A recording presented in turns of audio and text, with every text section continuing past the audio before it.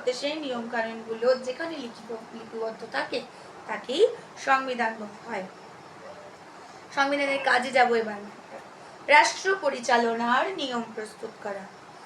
সংবিধানের প্রথম কাজ এবং প্রধান কাজ হলো রাষ্ট্র কিভাবে পরিচালিত হবে তার নিয়ম প্রস্তুত করা। কিরকম? দেখো, এমন করে নিয়ম তৈরি করতে হবে যাতে সাধারণ নাগরিক, সরকার সকলে সেটি মান্য করতে বাধ্য থাকে। দেশ শাসন করার ভার রয়েছে কিন্তু শাসন বিভাগে, কিন্তু সেই শাসন বিভাগ কি কি কাজ করবে, শাসন সংক্রান্ত নিয়মাবলী, আর এছাড়া আইন বিভাগ, বিচার বিভাগ, এদের পরিচালনার দায়িত্ব এই নিয়ম কানুনও কিন্তু সংবিধানের মাধ্যমেই প্রণয়ন করা হয়। তাহলে বুঝতে পারছো, সংবিধানের মাধ্যমে সম্পূর্ণ দেশ চালনার রীতিনীতিগুলো প্রণীত হয়।